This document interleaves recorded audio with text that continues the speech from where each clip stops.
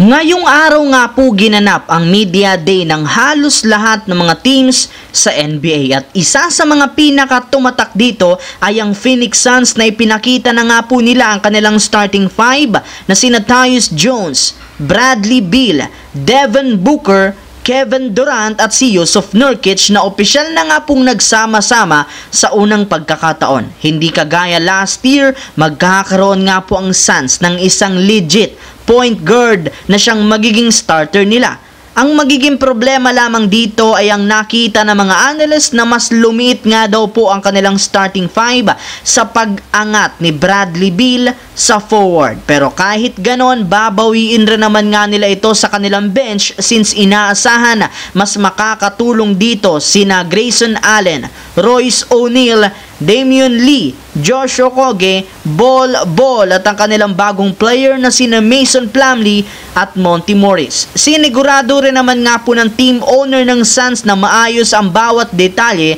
ng kanilang team sa pagkakaroon ng bagong head coach na si Mike Budenholzer na merong experience na magkampiyon. Kaya mas magiging competitive nga po ang team, especially sa Western Conference. Samantala, isa nga po mga idol sa pinaka-inaabangan talaga ngayon sa media day ay ang Los Angeles Lakers, especially ang ginawang photoshoot at interview ng mag-amang LeBron at Bronny since ito ang simula ng kanilang gagawing history bilang unang father and son duo na nakapaglaro sa NBA. At sa naging interview nga ni LeBron, hindi nga po niya naitago sa media ang saya ng kanyang nararamdaman ngayong makakasama at kakampi na nito ang kanyang anak sa unang pagkakataon. Sa katunayan, aminado nga na hindi siya makapaghintay na maglaro ng meaningful basketball. Sa kabila ng kanyang edad at sa tagal na paglalaro niya, meron para naman nga daw itong ilalabas at ibubuga. Sinisigurado nga po niya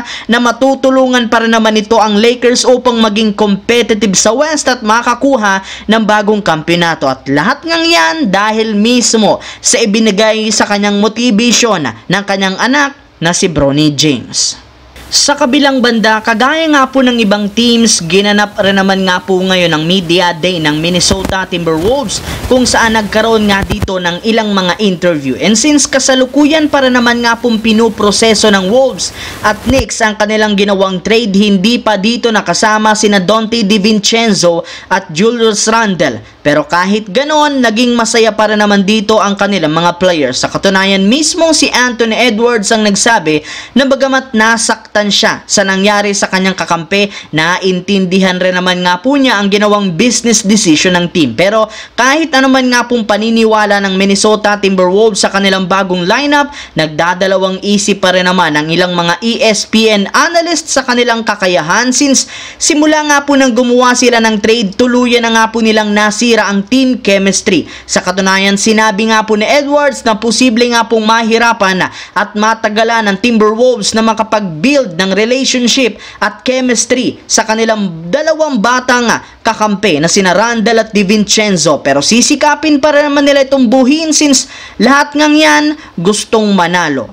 So yun lamang mga idol ang ating bagong video ngayon. Once again, this is your J-Zone TV. Huwag kalimutang mag-like, mag-subscribe, pindutin ang notification bell sa akin channel para lagi kayo maging updated sa mga videos na pinapalabas ko. Isang malaking shoutout sa lahat mga idol. Maraming salamat po.